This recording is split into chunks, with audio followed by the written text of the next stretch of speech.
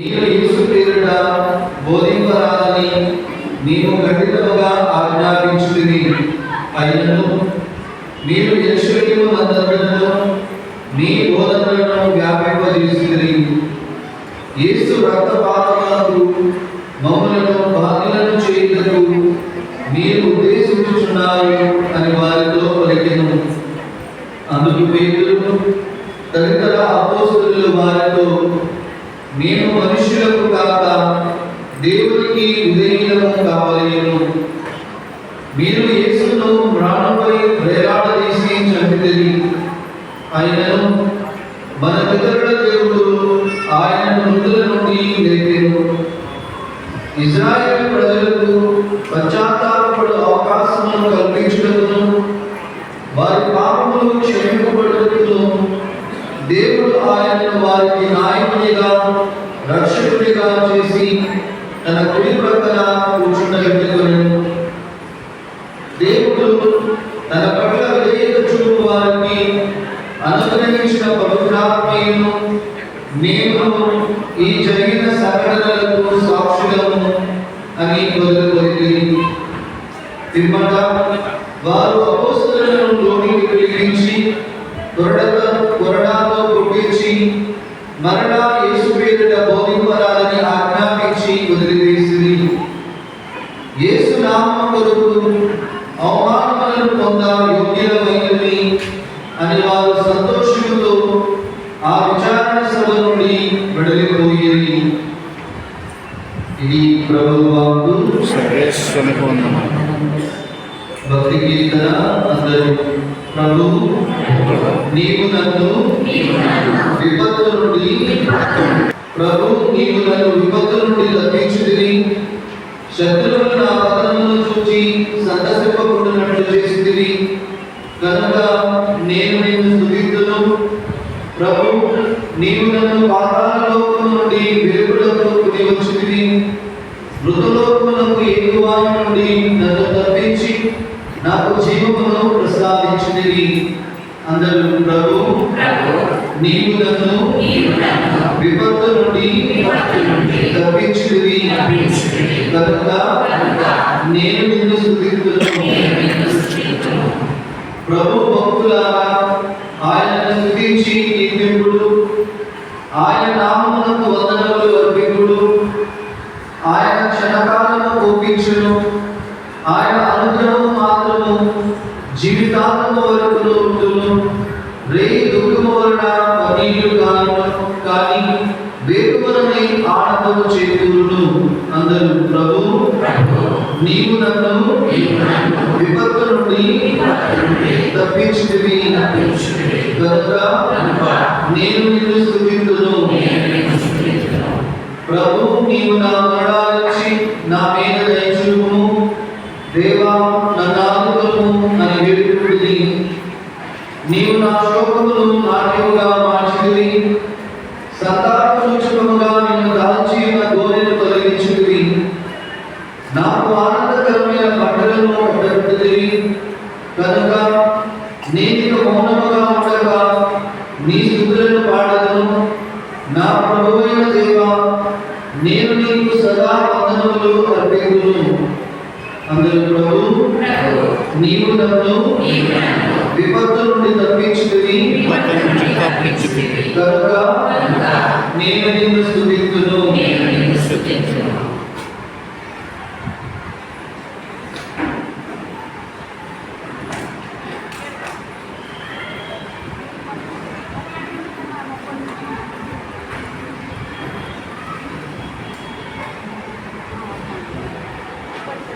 చెప్పబడిన గొర్రెపిల్ల శక్తి, భాగ్యము, వైభవము, స్తోత్రము పొందుటకు యోగ్యమైనది.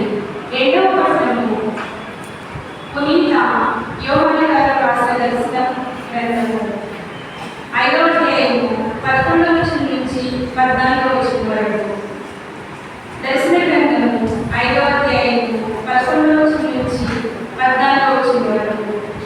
యెహోవానైన నేను ఒక దృశ్యమును చూచితిని. కోట్ల కొలదిగా దేవ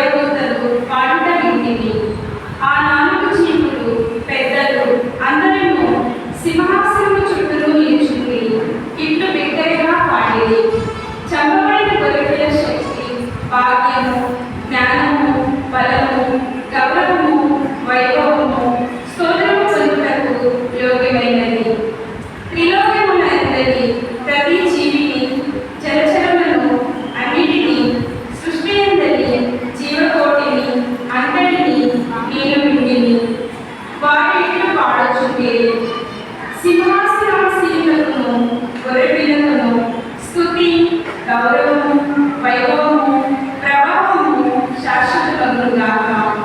ఆ 4 జీవులు ఆమేన్ అని సమాధానం మొసగిను. పెద్దలు సాగిలపడి పూజించిరి. ఇది ప్రభువు వాక్కు.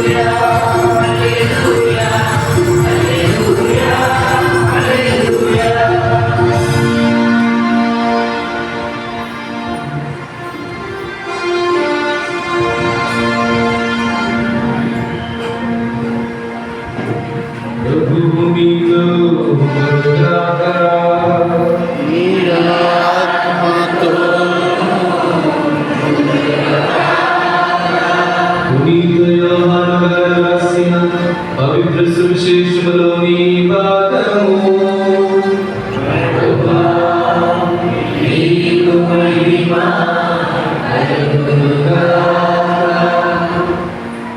యోహాను సువార్త 21వ అధ్యాయము వచనములు 1 నుండి 19 వరకు.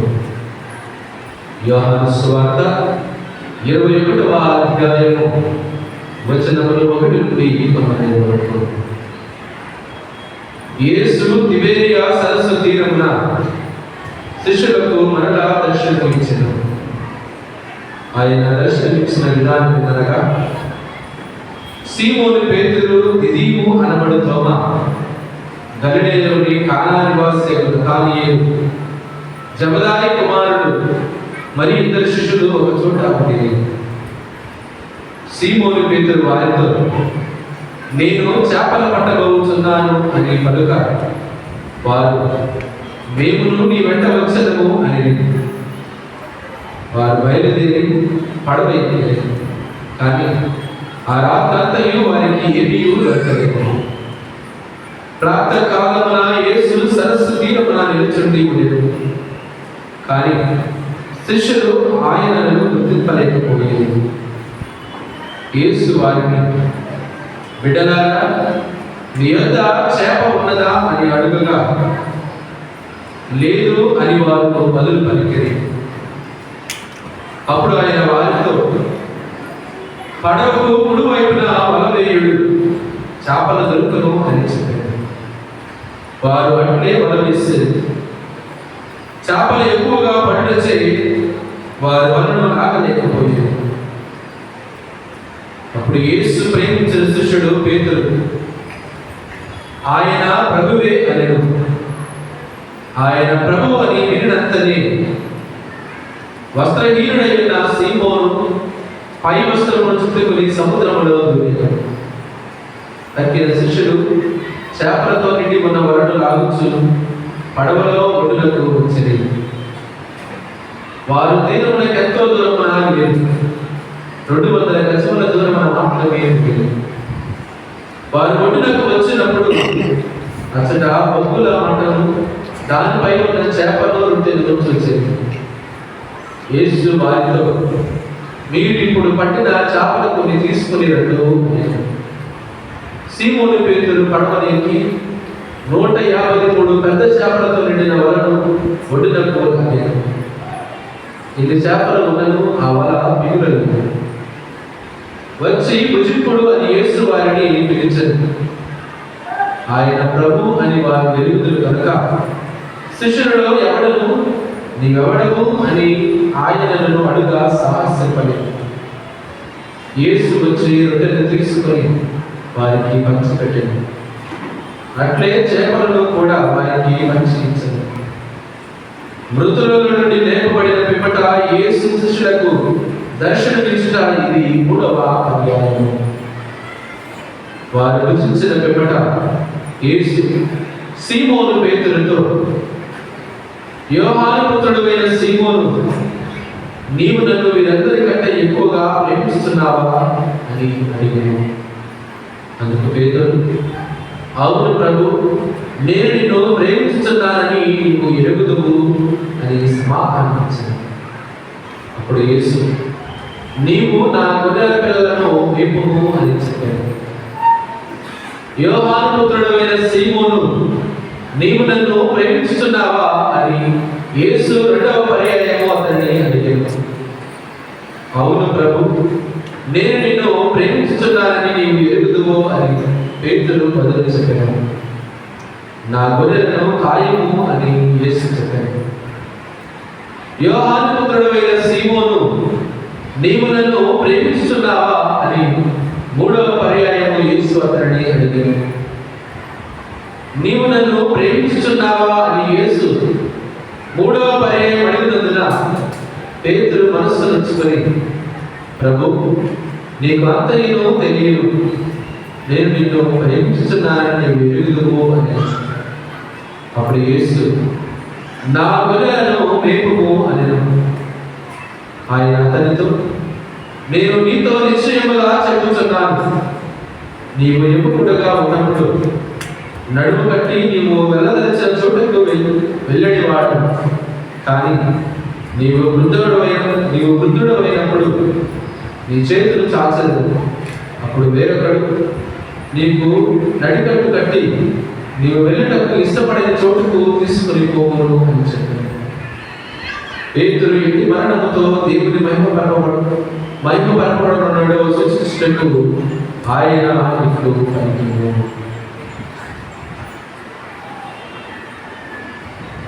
క్రీస్తుని సువిశేషము. క్రీస్తువా మీకు స్తుతి కలుగును గాక.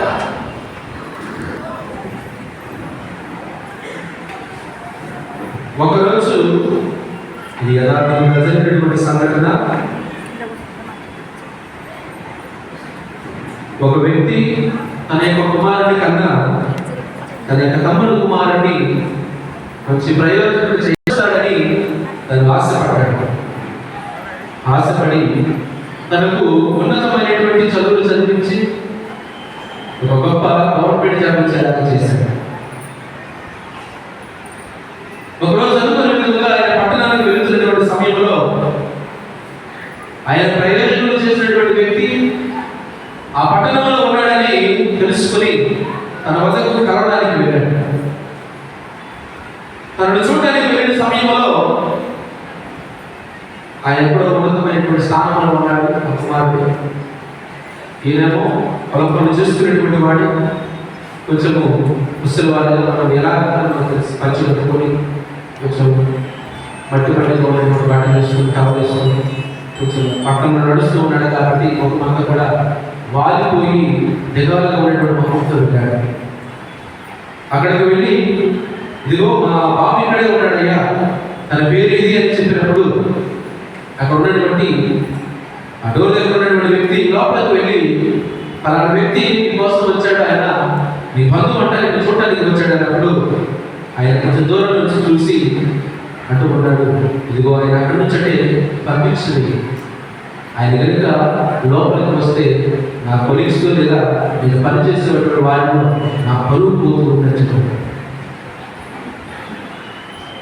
ఆయన ఆ యొక్క గేట్ దగ్గర ఉన్నటువంటి వాడు వాచ్మెన్ నుంచి మాట్లాడించు, అయ్యా ఆయన ఏదో పనిలో ఉన్నాడంట, రాలేకపోతూ ఉన్నాను అన్నాడు, మీరు మరొకసారి అంటే వచ్చినప్పుడు కలుస్తాడంట, మీరు ఎలా ఉన్నాడని చెప్పాడు. ఈయన అన్నాడు, అయ్యా నేను ఎక్కడో దూరం చూశాను, నా బిడ్డను నువ్వు చూడాలనుకున్నాను, నా బిడ్డకు నేను ఎలా ఉన్నాడో, యొక్క పట్టణంలో ఎలా ఉన్నాడో చూడాలంటూ వచ్చాను, కొంచెం సమయం నేను వెయిట్ చేస్తాను, కొంచెం రమ్మనయ్యా అని చెప్పాడు. ఆయన మాత్రం మనలో వెళ్ళి చెప్పాడు, వాచ్మెన్ చెప్పాడు, ఇదిగో ఆయన కోసం చాలా ఎదురు చూస్తున్నాడండి, ఒకసారి వచ్చి ఆయన కనబడి వెళ్ళండి అని చెప్పాడు. నాన్న మళ్ళా అన్నాడు, ఆయనకి ఏ పని లేదు, ఏం లేదు, ఏదో సహాయం అందించాడు, నా దగ్గర కూర్చుంటాడు, నేనే మాత్రం కూడా సహాయం చేయలేదు, దయచేసి ఆయన కలవని చెప్పు, నేను ఏదో పనిలో పడదని చెప్పు, నేను కలవలేని ఈ రోజు చెప్తాను చెప్పాడు. ఆయన మరలా వచ్చి బయట ఉన్నటువంటి అబ్బాయి చెప్తూ ఉన్నాడు, ఇదిగో నువ్వు ఏ ఆశతో వచ్చావో నాకు తెలియదు, నీకు తను ఏమవుతాడో నాకు తెలియదు, తను మాత్రం నిన్ను కలవడానికి ఇష్టపడటం లేదు అయ్యా అని చెప్పాడు. ఏమైందయ్యా అంటే ఆయన నిన్ను తన పరువు పోయిందని బాధపడుతూ ఉన్నాడు. ఇదిగో నువ్వు ఆయన దగ్గరికి కలిస్తే తనతో పాటు పనిచేసేటువంటి అందరూ కూడా ఆయన ముందు పరువు పోయి తన యొక్క ఉన్నటువంటి గౌరవం మొత్తం కూడా తగ్గిపోయిందని ఆయన బాధపడుతూ ఉన్నాడు. ఎందుకయ్యా ఆయన దగ్గర కొంచెం నీకు ఏమవుతాడయ్యా అన్నప్పుడు ఆ పెద్ద వ్యక్తి ఆ పెద్ద మనిషి చెప్తున్నటువంటి మాట, అయ్యా ఆయన నా కొడుకు అయ్యా, ఇదిగో నా సొంత కొడుకు కన్నా ఎక్కువగా నేను ప్రేమించాను, నేను చూడాలనుకుంటాను అయ్యా చెప్పినప్పుడు నేను సరే నేను మరొకసారి చెప్తాను, నేను కూడా నా పక్కన తన యొక్క నిజస్వరం ఏంటో నీకు తెలిసిందని చెప్పాను. తీసుకొని వెళ్ళి కొంచెం దూరంగా కూర్చోబెట్టి ఆయనకు కావాల్సిన ఆహారానికి నీళ్ళు ఇచ్చాడు, కూర్చొని అని చెప్పాడు. మరలా వీళ్ళు కలిసి బయట తీసుకొచ్చాడు. ఆయన మరలా ఆ కుమారుడు బయటకు వచ్చి వెళ్ళిపోయాక ఆనందంగా నవ్వుకు చెప్తున్నాడు, వెళ్ళిపోయాక సరే చాలా సంతోషంగా ఉంది, లేకపోతే పలుకులు నా పనులు వెళ్ళాను. అప్పుడు పక్కన ఉన్నటువంటి మొదట బయటకు వచ్చి ఆనందకు చాలా మంచిదయ్యా, ఇదిగో 2 రోజులకు నాకు మంచి మాట చెప్పారు, చాలా కార్యక్రమం అని చెప్పేసి తెలియజేశాను. ఇక సహోదరులారా, ఈ రోజుల్లో మన జీవితం కూడా ఇదే విధంగా మనం కూడా మన తోటి వారి పట్ల కానివ్వండి, మనకు సహాయం చేసినటువంటి వారికి వచ్చినప్పుడు సహాయం చేయడం లేదా వారిని గుర్తించి ఇగో వీళ్ళు నా వాళ్ళు, నేను వీళ్ళకి సాక్ష్యం ఇవ్వాలి లేదా తన గురించి నేను చెప్పుకోవడానికి మనము సిగ్గుపడే విధంగా మనం జీవిస్తున్నాం, కానీ వాళ్ళు మాత్రం సిగ్గుపడము. నువ్వు ఎంత ఎదిగినా కానీ ఇదిగో నువ్వు ఎలాంటి వాడవో, నువ్వు గొప్ప స్థానంలో ఉన్నా కానీ నీవు మాత్రం వారి బిడ్డగానే చూసుకున్నాను. నీకు అప్పుడెంతో గొప్ప పేరు ఇచ్చారు, ఉన్నతమైన స్థానం ఇచ్చారు, ఈ రోజు కూడా దాన్ని మెరుగైనటువంటి విధంగా ఇస్తున్నారు, కానీ తక్కువ చేసి మాత్రం ఏమి కూడా. ఎందుకు ఈ విధంగా జరుగుతుందంటే మన జీవితంలోనే జరుగుతుందా లేదా బయట కూడా ఏమైనా జరుగుతుందంటే బయట కూడా ఇదే విధంగా జరుగుతుంది. క్రీస్తు ప్రభువు జీవితంలో కూడా ఈరోజు అదే విధంగా జరుగుతుంది. ఈరోజు మనము సువిశేషములు ఆరంభిస్తూ ఉన్నాం. శిష్యులు ప్రభు మరణించిన తర్వాత వారు అనుకున్నారు, ఇదిగో మనకి ఇవ్వబడినటువంటి బాధ్యత అయిపోయింది, ప్రభు యొక్క మరణంతో ఇదిగో మనకి ఆయన ఇచ్చినటువంటి ఆ పిలుపు అనేటువంటిది ఆగిపోయింది. మనం ఏం చేయాలి? వెళ్ళి చేపలు పడుతుంది. మన పాత స్థితి మనం ఏ విధంగా జీవించామో ఆ జీవితానికి వెళ్ళిపోదాం. మొట్టమొదటిగా పేతురు గారిని నాయకుడిగా ఎన్నిక చేసుకున్నాడు. ఇదిగో నా యొక్క మందును మేపోతు చెప్పాడు, ఇదిగో పేతురు నీ రాతి మీద నా సంఘాన్ని నేను నిర్మిస్తాను. మొట్టమొదటి కోపాయన చూస్తావు, ఇదిగో నీవే నా తరువాత నా సంఘాన్ని నిర్మించేటువంటి బాధ్యతను నీకు ఇస్తూ ఉన్నానని చెప్పినటువంటి వ్యక్తికి ఈరోజు ప్రభు మద్దతుగానే వెళ్ళిపోతూ ఉన్నాడు. ఆయన వెళ్తూనే తనతో పాటు వస్తున్నటువంటి వారిని కూడా ఆయన తీసుకొని వెళ్తూ ఉన్నాడు. దేవుడు తనకు చేసినటువంటి ఆ గొప్ప పిలుపు ఆయన గ్రహించలేకపోతున్నాడు. ఎటువంటి దిశను ఆయన క్రీస్తు ప్రభు వారికి నిర్దేశించాడంటే మత్తయి సువార్త 28వ అధ్యాయము 18 నుంచి 20 వచనాలలో ప్రభు వారికి ఒక విషయాన్ని తెలియజేస్తూ ఉన్నాడు. తన ఉత్తరమైన తర్వాత ఇదిగో ఆయన కనబడిన తర్వాత ఆయన ఒక మాట చెప్పాడు వారికి, మరి ఏ విధంగా జీవించాలి, ఏ విధంగా వాళ్ళు ఉండాలి, వారి యొక్క తర్వాత జీవితం ఏ విధంగా ఉండాలి లేకపోతే విషయాన్ని తెలియజేస్తాడు. ఏమంటున్నాడంటే ఇదిగో మీరు భూ ప్రపంచ నలుమూలన వెళ్ళి సకల జాతి జనులకు సువార్తను బోధించి పితా పుత్ర పవిత్రాత్మ నామమున జ్ఞానస్నానం ఇచ్చి నా బిడ్డలుగా చేయండి, నా బిడ్డలుగా చేయండి అని చెప్పినప్పుడు వారు దాన్ని గ్రహించలేకపోతూ ఉన్నారు. ప్రభు ఇచ్చినటువంటి ఆ యొక్క పిలుపులో ఉన్నటువంటి విశిష్టతను వారు గ్రహించలేకపోతూ ఉన్నారు. వారు రెండవటువంటిది ఇదిగో ప్రభు అనుకుంటూనే ఇదిగో మనకి ఇవ్వబడినటువంటి బాధ్యత అనేటువంటి మేము కొనసాగించలేము అంటూ ఉన్నాము. కానీ మరి ఎప్పుడు కొనసాగిస్తూ ఉన్నారు, ఎప్పుడు వాళ్ళు ఈ జీవితాన్ని జీవిస్తూ ఉన్నారు, ఆయనకు సాక్షిగా ఉంటూ ఉన్నారంటే అపోస్తలుల కార్యములు 1వ అధ్యాయము 8వ వచనం. అపోస్తలుల కార్యములు 1వ అధ్యాయం 8వ వచనం. అయినను పవిత్రాత్మ మీపైకి వచ్చినప్పుడు మీరు శక్తిని పొందుదురు, కనుక మీరు యెరూషలేములో యూదయ సమరయ సీమలయందు అంతటను భూదిగంతముల వరకు నాకు సాక్షులై ఉందురు. చూడండి, ఆ ఒక్క ప్రాంతానికి కాదండి, ప్రభు యొక్క ఆత్మను పొందుకునేంత వరకు మీరు ఎక్కడికి వెళ్ళవద్దని ప్రభు చెప్పాడు. మీరు యెరూషలేములో ఉన్నప్పుడు కానీ శిష్యులు మాత్రం ఏం చేస్తూ ఉన్నారు? యెరూషలేములో ఉన్నారా? లేదు, ప్రభు లేడు కాబట్టి మేము యెరూషలేములో ఏం చేస్తాం? ఆయన లేనప్పుడు ఆయన మాట మాకు విలువ ఉందని చెప్పేసి ఏం చేశారు? వెళ్ళి మరలా వారి యొక్క చాలా జాగ్రత్తగా వారి యొక్క ప్రయాణం ప్రారంభిస్తున్నారు. ప్రభు వారికి తెలియదు. ఇది ఒకటోసారి రెండోసారి 3వ పర్యాయం ప్రభు వారికి దర్శనం తెలియజేస్తుంది.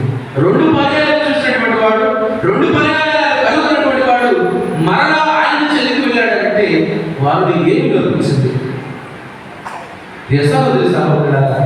ఏమి లోపించింది? వారు చేయవలసినటువంటి బాధ్యతను వారు ఎందుకు విడమర్చారు? మరి ముఖ్యంగా ప్రభు వారికి ఇచ్చినటువంటి ఆ బాధ్యతలో ఏమిటంటే దేవుని యొక్క సువార్తను వారు వ్యాప్తి చేయాలి. దేవుని యొక్క సువార్తను వ్యాప్తి చేయాలి. అది వారి మనసులో లేదు. తర్వాత క్రీస్తుకు సాక్షులుగా వారు జీవించాలి. క్రీస్తు సువార్తను బోధించాలి, తర్వాత క్రీస్తుకు సాక్షులుగా జీవించాలి. కానీ ఈ 2 విషయాల్లో వారు మరచిపోయారు కాబట్టి వారు ఎక్కడికి వెళ్ళారంటే మరలా వారి యొక్క పాత స్థితికి వెళుతున్నారు. కాబట్టి ఏ కారణం వల్ల వారి బాధ్యతలు వారు నెరవేర్చలేకపోయారు? ఎటువంటి కారణాలంటే ముందుగా వారికి ఉన్నటువంటిది భయం.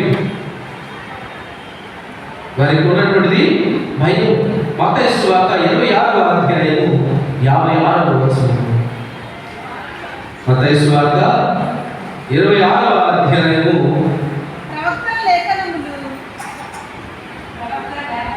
ప్రవక్తల లేఖనములు పరిపూర్ణమగినట్లు ఇది అంతయు జరిగింది. అప్పుడు శిష్యులు అందరూ ఆయనను విడిచిపెట్టి పారిపోయారు. లేఖనాలు చెబుతూ ఉన్నాయి ముందుగానే వీళ్ళు ఏ విధంగా జీవించబోతున్నారు, క్రీస్తు మరణం తర్వాత ఏ విధంగా జీవిస్తారో అవన్నీ కూడా ఎందుకంటే వారు ప్రాణభయంతో ఉన్నారు. ఇదిగో క్రీస్తు ప్రభువును బంధించినటువంటి ఆ ఇశ్రాయేలు ప్రజలు లేదా ధర్మశాస్త్ర బోధకులు, ప్రధాన యాజకులు మరలా వీరిని కూడా బంధించి వీరిని కూడా చంపివేస్తా ఉన్నాడు భయంతో బిక్కుమంటూ భయపడుతూ ఉన్నారు. రెండవదిగా పేతురు కూడా ఒక మాట చేశాడు. ఆయన ఎవరు నాకు తెలియదని మత్తయి సువార్త 26వ అధ్యాయము 69 నుంచి మనకు 55 వచనాలలో మనం కనబడుతుంది. పేతురు గారు అంటున్నాడు, అసలు ఆయన ఎవరో కూడా నాకు తెలియదు. అప్పటి వరకు నీవు క్రీస్తువు, సజీవుడైన దేవుని కుమారుడైన క్రీస్తు అని పలికినటువంటి అదే వ్యక్తి ఇక్కడ 3 పర్యాయాలు ఆయన అడుగుతుండగా అక్కడ ఉన్నటువంటి దాసి అడిగింది, అక్కడ ఉన్నటువంటి సైనికుడు అడిగారు, ఇదిగో నీవు ఆయనతో ఆ యొక్క తోటలో ఉన్నప్పుడు మేము చూసామన్నప్పుడు అసలు ఆయన ఎవరు కూడా నాకు తెలియదు. ఆ క్రీస్తు నాకు తెలియదని పడకలేదు, ఆ మెస్సయ్య నాకు తెలియదని పడకలేదు, ఆ అభిషిక్తుడు నాకు తెలియదని పడకలేదు, స్వస్థపరిచినటువంటి వ్యక్తి నాకు తెలియదని పడకలేదు. కానీ ఆయన చెప్పినటువంటి ఆయన ఎవరో నాకు తెలియదు అంటే ప్రభు పేరు పడకడానికి కూడా ఎంత భయపడ్డాడు.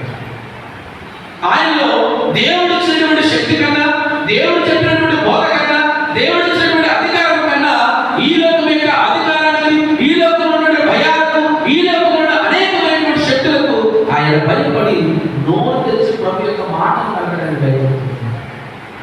కాబట్టి ప్రియులారా, అందుకనే ఇది ఒక మొదటి కారణముగా ఉంది సువార్తను బోధించడానికి కారణం.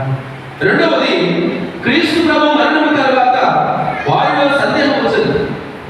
ఎటువంటి సందేహం అంటే క్రీస్తు ప్రభు విశ్లేషించాడు, సువార్తను బోధించమన్నాడు, ప్రపంచ నలుమూలలు వెళ్ళమన్నాడు. కానీ వెళితే ఏంటి? వెళ్ళినటువంటి వాడు ఆయన చంపేశారు కాబట్టి మనం కూడా వెళ్తే మనం కూడా చంపుతారు.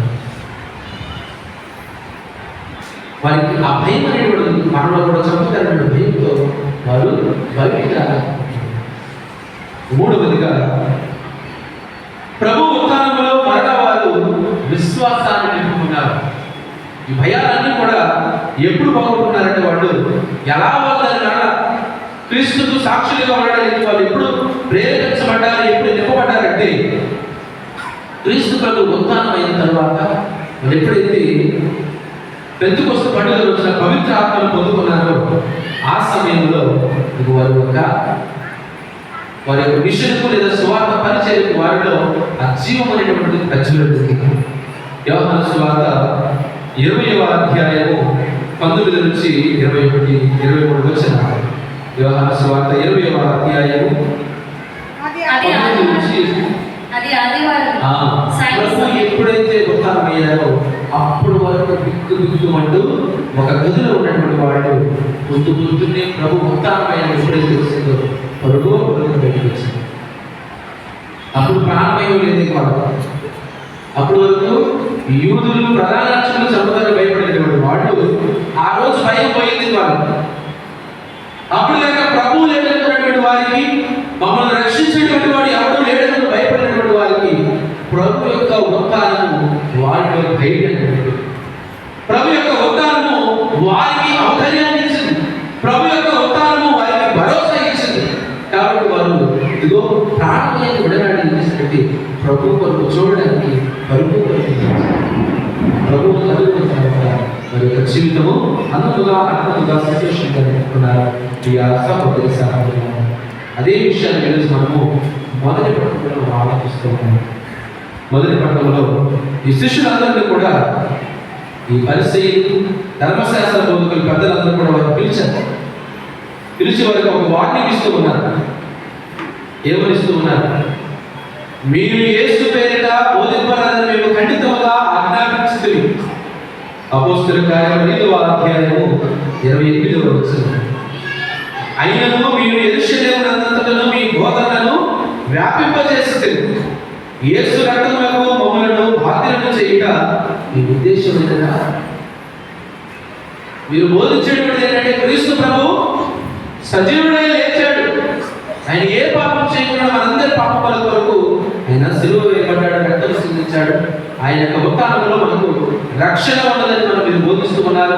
ఆయన పునరుత్థానంలో మన పునరుత్థానం ఉన్నదని మీరు చాటుతూ ఉన్నారు. కాబట్టి ఆయన మరణానికి కారణము మేమే అని మీరు చాటు చెప్తూ ఉన్నారా? మమ్మలను దోషులుగా 10 మందిలో మా పరువు తీస్తూ ఉన్నారా, మా విలువను తీస్తూ ఉన్నారని వారు శిష్యులందరూ కూడా పిలిచి భయాన్ని గురి చేస్తున్నారు. అది వారు అంటున్నటువంటి మాట, ఎదుగు మా కళ్ళతో చూసినటువంటి దాని, మేము చెవులారా వినేటువంటి దాని గురించి మేము బోధింపక ఉండము. మీరు మమ్మల్ని ఏం చేసినా కానీ మేము మాత్రము ఆయనకు సాక్షులుగా ఉంటామన్న 32వ వచనం. దేవుడు తన పట్ల విధేయత చూపిన వారికి అనుగ్రహించిన పవిత్రాత్మయులు మేమును ఈ జరిగిన సంఘటనలకు సాక్ష్యాలతో పలుకుతున్నాము. అప్పటి వరకు సాక్ష్యం పడడానికి భయపడేటువంటి వారు, పారిపోయినటువంటి వారు ఎప్పుడైతే పవిత్రాత్మ పొందుకొని ఉన్నారు, పవిత్రాత్మ శక్తితో నింపబడి ఉన్నారు, ఆ పవిత్రాత్మ సహాయంతో ఈరోజు మేము సాక్షులను ఈ సహోదరు సహోదరులారా, మనం కూడా పవిత్రాత్మ పొందుకుంటున్నాం. జ్ఞానస్నానంలో పవిత్రాత్మ పొందుకున్నాము, భద్రమైన జ్ఞానంలో పవిత్రాత్మ పొందుకుంటున్నాము. మరి ఆత్మతో నింపబడినటువంటి మనము క్రీస్తుకు సాక్షులుగా జీవిస్తున్నాము. క్రీస్తుకు సాక్షులుగా జీవిస్తున్నాము. క్రీస్తుకు ఒకవేళ మనం సాక్షులుగా జీవించకపోతే తీర్చుగాకి ప్రభు 3 సార్లు అడిగాడు, పేతురు నీవు నన్ను ప్రేమిస్తున్నావా అని అడిగాడు. ఈ 3 సార్లు ఎందుకు ప్రభు ఆయన అడిగాడంటే, మొట్టమొదటిగా పేతురును తన పూర్వస్థితికి ప్రభుత్వం ఉన్నప్పుడు ఆయన ఎటువంటి విశ్వాసంతో పలికాడు? ఇదిగో నువ్వు సజీవుడిని దేవుడి కుమారుడు అయిన క్రీస్తు అని ఎటువంటి విశ్వాసంతో పలికాడో అదే స్థితికి మరలా ఆయన జన్మించడానికి ఆయన 3 సార్లు ప్రశ్నించాడు. ప్రభు ప్రశ్న పేతురులో నమ్మకము, అదేవిధంగా ధైర్యాన్ని నింపడానికి ప్రభు అడిగాడు. పేతురు యొక్క ప్రేమ ప్రభు కోరుకున్నాడు కాబట్టి ఆయన అడిగాడు. తర్వాత పేతురు యొక్క హృదయము ప్రభు కొరకు ఉండాలి దర్శించాడు. నాయకుడిగా తనకి ఇవ్వబడినటువంటి బాధ్యతను, అప్పగిస్తున్నటువంటి బాధ్యతను ఆయన సక్రమంగా నెరవేర్చడానికి సిద్ధపడాలని ప్రభు ఆయన అడిగాడు. ముఖ్యంగా తనకు ముందుగా తన మరణం తర్వాత తన సంఘాన్ని నడిపించడానికి యోగ్యుడిగా ఉన్నాడని లేదని తెలుసుకోవడానికి ప్రభు ఆయన అడిగాడు. విధముగా ప్రభు అడిగినప్పుడు ఆయన చెప్పినటువంటి మాట, నేను ప్రేమిస్తున్నానని చెప్పాడు. ఒకసారి చెప్పాడు, మూడోసారి ఉన్నాడు, మనస్సు ఉంచుకున్నాను. పేతురు గారికి మనస్సు ఉంచుకొని, ప్రభు నేను ప్రేమిస్తున్నాను తెలుసు కదా. పేతురు గారు 3 సార్లు తెలుసుకున్నప్పుడు 3 సార్లు ఆయన ఊరుకున్నాను ప్రభు మనస్సు ఉంచుకోలేదా? ప్రభు 2 సార్లు దర్శించి నేను ఉత్తానమయ్యాను, ఇదిగో నా సువార్తను బోధించనని చెప్పినప్పుడు ఆయన వెళ్ళిపోయి మరణాన్ని యొక్క జాగ్రత్త తన బాధ్యత నిర్వహించినప్పుడు ప్రభు మనసు ఉంచుకోలేదా? నాయకుడుగా నువ్వు ఉండు, నా ప్రజలు నడిపించడం నీవే ఉండాలని నీ మీద అంత నమ్మకం పెట్టుకున్నప్పుడు, నాకు ఆ బాధ్యత వద్దని పారిపోయినప్పుడు ప్రభు మనసు ఉంచుకోలేదా? పేతురు గారికి 3 సార్లు వచ్చినప్పుడు ప్రభుకి అంత తెలుసు మనసు. ప్రభు చూపించినప్పుడు మనలో కూడా మనం చేసిన అనేకమైన కార్యాలు ప్రభుత్వం ఇదే విధంగా మనస్సు నుంచుకొని తెలుస్తున్నాము.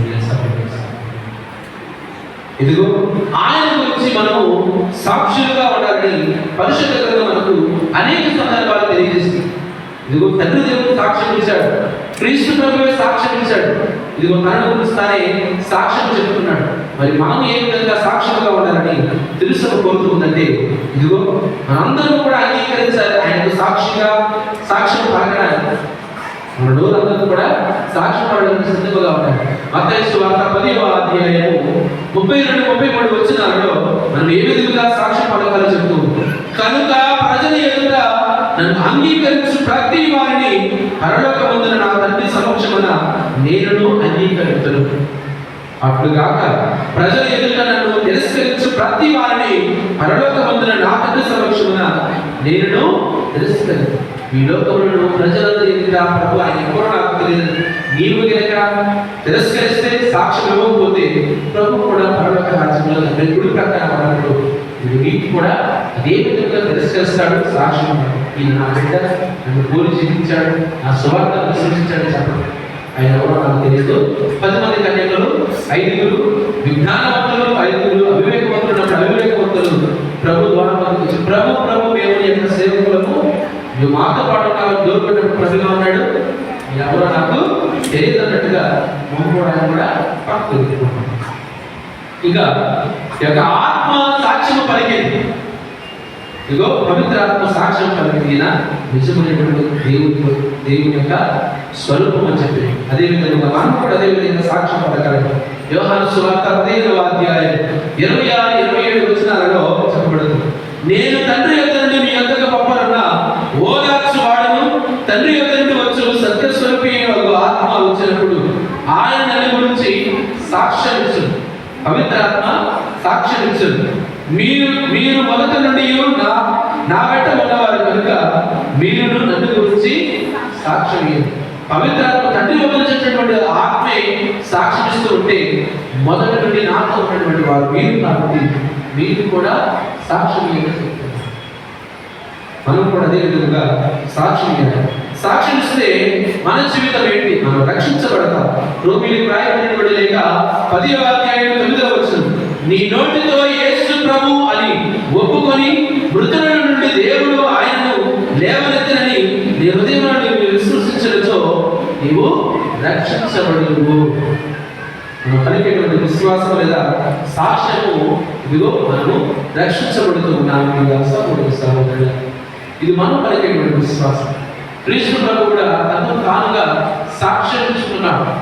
తన సాక్ష్యాన్ని తను చెప్పాడు, నా సాక్ష్యం చదవదు, నేను ఎంత సాక్ష్యం చెప్పాగో నేను దేవుడి నుంచి వచ్చినటువంటి వాడని చెప్పాను, కానీ మీరు నమ్మన్నాడు. కానీ ఆయన తెలియజేస్తున్నాడు, మీరు నమ్మడానికి ఏం చేయాలో చెప్పుకోండి. యోహాను సువార్త 18వ అధ్యాయము 37వ వచనం, అందుకు పిలాతు, అట్లయినా నీవు రాజువా అని అడిగి, నేను రాజుని నీవే చెప్పుచున్నాను, నేను సత్యములకు సాక్ష్యం ఇచ్చుటకు జన్మించుతేను, ఎందుకొరకే ఈ లోకములకు వచ్చుతేను, సత్య సంబంధులందరూ నా మాట ఆలకింతులు అని ఆయన హెచ్చరించారు.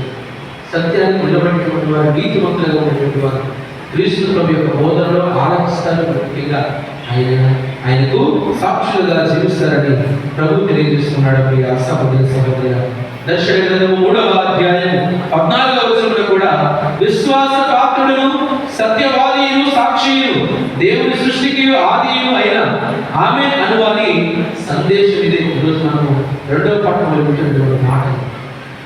ఆయన సత్యస్వరూపుడు, సత్యానికి సాక్షి వేయడానికి వచ్చినటువంటి వాడని 2వ పట్టణంలో ఆరాధించినటువంటి మాట. కాబట్టి ప్రభు తన యొక్క సాక్ష్యాన్ని తెలియజేసుకుంటూ ఉన్నాడు. తండ్రి దేవుడు తన యొక్క కుమారుని గురించి సాక్ష్యమిస్తూ ఉన్నాడంటే యోహాను సువార్త 5వ అధ్యాయము 37వ వచనం, నన్ను పంపిన తండ్రియే నన్ను గురించి సాక్ష్యం ఇచ్చుచున్నాడు. మీరు ఎన్నడూ ఆయన స్వరమును వినలేదు, ఆయన రూపమును చూడలేదు అని అంటూ ఉన్నాడు. కాబట్టి యోహాను సువార్త 5వ అధ్యాయం 30 నుంచి 34 వచనాలు కూడా క్రీస్తు గురించి సాక్ష్యం ఇస్తూ తండ్రి దేవుడు ఏ విధంగా పలుకుతూ ఉన్నాడో మనకి యొక్క సువార్తలో కనబడుతుంది. ఇక ఇలా చూసుకుని పోతే యోహాను గారు రాసిన మొదటి లేఖ 5వ అధ్యాయము 9-10 వచనాలను కూడా మానవుడి నుంచి సాక్ష్యములను మనము నమ్ముదుము, మరి దేవుడి నుంచి సాక్ష్యము దానికంటే బలవంతరం. ఇది దేవుడు తన కుమారుని గురించి వసగిన సాక్ష్యము. కాబట్టి దేవుడే సాక్ష్యము పలుకుతున్నాడు. మరి ఆయన సాక్ష్యాన్ని మనము సాక్ష్యం ఇవ్వడానికి మనము సిద్ధంగా ఉన్నాము. దేవుడు వింటున్నాడు. కుమారుడు ఆయనను ఆది నుంచి అంతం వరకు అంటు పెట్టుకుని ఉన్నటువంటి వాడు, ప్రారంభము చివరైనటువంటి జరిగినటువంటి వాడు.